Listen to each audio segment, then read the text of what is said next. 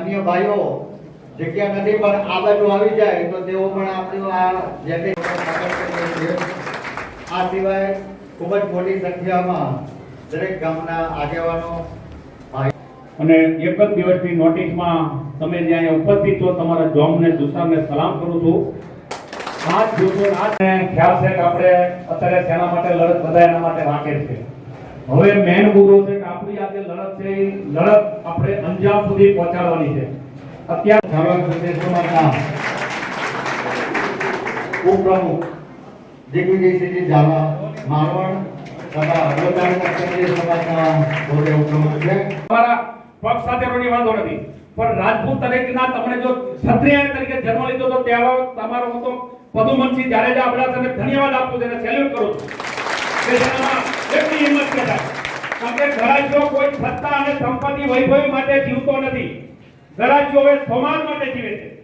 સત્તા અને સંપત્તિ આપણે ઘણા ભોગવા છે, કદાચ ન મળે તો ત્યાં મને અડધો રોટલો કહીને આપણે જિંદગી જીવીને આપણે લડત કરી. આજ રોજ ધાંગધ્રા ખાતે સમાજ દ્વારા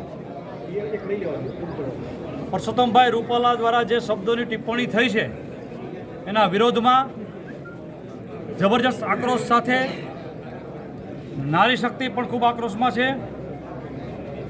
અને આ બધાનો સમન્વય થઈ આજે અધિક કલેક્ટરશ્રીને આવેદનપત્ર આપવામાં આવ્યું છે.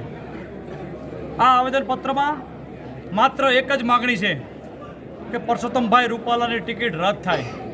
કારણ કે એ ટિકિટને કારણે એમના જીભથી આ વાણી વિલાસ નીકળ્યો છે અને આ જે વિરોધ છે એ ગામડે ગામડે પહોંચી ગયો છે અને દરેકનો એક જ અવાજ છે, દિલમાં ઉતરી ગયેલી વાત છે. એટલે સ્વાભાવિક છે કે આજે જે કંઈ સરકાર હોય એમને રજૂઆત કરવી પડે, એમનું ધ્યાન દોરવું પડે અને કોઈ પ્રકારનું ચૂંટણીનું વાતાવરણ ડોળાય નહીં. કોઈ શિસ્ત અને ડિસિપ્લિન સાથે આજે આ સમાજ જ્યારે વિરોધ કરી રહ્યો છે ત્યારે ચોક્કસપણે નોંધ લેવી જ જોઈએ અને આવા આંદોલનની નોંધ લેવાય તો જ તે આ ડિસિપ્લિનને આંદોલન જળવાઈ રહેશે. જો તમે નોંધ ન લો તો આમાં આક્રોશ વધતો પણ જઈ શકે. સ્વાભાવિક છે કે ક્યારેય કોઈ કાયદાની દાયરામાં આવીને કામ કરવા ન માગતા હોય, પરંતુ જ્યારે એને મજબૂત કરવામાં આવે ત્યારે તે પોતે પોતાનું સર્વસ્વ ગુમાવવા તૈયાર બેઠા હોય એવું આંદોલન થાય ત્યારે પરિસ્થિતિ વકરે છે. જય માતાજી, જય ભવાની.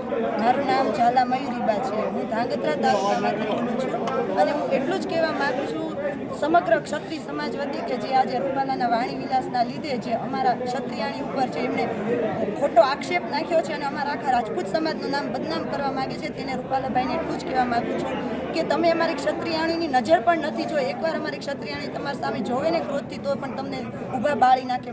માટે અમે મોદી સાહેબ સાથે કે કોઈ પક્ષ સાથે અમારે કોઈ વેર નથી. અમારે ફક્ત એટલું જ કહેવું છે કે રૂપાલાની ટિકિટ રદ કરો અને જો આ ટિકિટ રદ નહીં કરાય તો આજથી અમે ધાંગધ્રા તાલુકાના બધી ક્ષત્રિયાણીઓ એક દિવસના ઉપવાસ ઉપર બેસતું અને મોદી સાહેબ પણ એક પ્રવચનમાં બોલ્યા હતા કે આપણે રાજપૂતોનો આભાર માનવો જોઈએ. કારણ કે રાજપૂતો છે તો અમે છીએ, રાજપૂતો છે તો આ દેશ છે.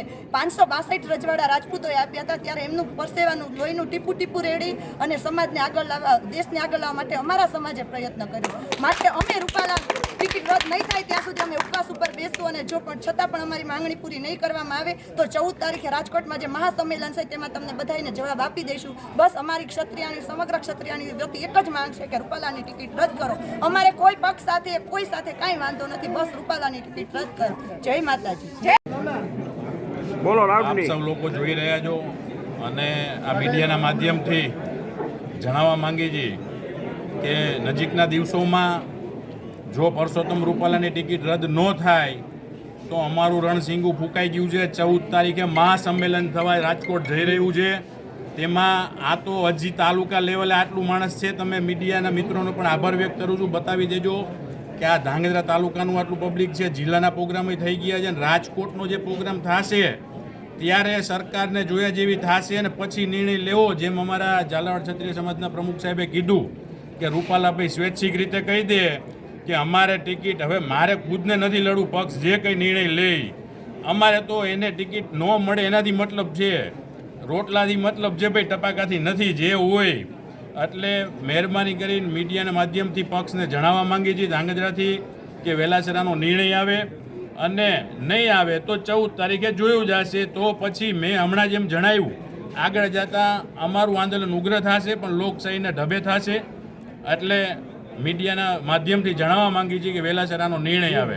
ભારત માતા કી માતાજી. મારું નામ છે ઝાલા કૃપાલીબા દિલીપસિંહ. આજે સમગ્ર ઝાલાવાડ, સમગ્ર ભારત આજે વિરોધમાં ઊભું રહ્યું છે. માત્ર એક જ કારણ છે કે જેથી રાજપૂતાણીઓ, અમારી જે ક્ષત્રિયાણો હોય છે, જે કોઈ દિવસ એનું પગની પાની નથી જોવા મળતી, એ આજે કેમ રસ્તા ઉપર ઉતરી છે? ફક્ત એક જ કારણ છે કે રૂપાલાભાઈએ અમારે ક્ષત્રિયાણો વિશે ખરાબ બોલેલું છે. બસ અમારી એક જ સમગ્ર માંગ છે કે રૂપાલીની ટિકિટ ખાલી રદ કરવી છે, જેથી એક ઇતિહાસમાં એક દાખલો બને કે બધાનું નામ લઈ શકાય છે, પણ એક દરબારનું, એક ક્ષત્રિયનું ક્યારેય નામ લઈ શકાતું નથી.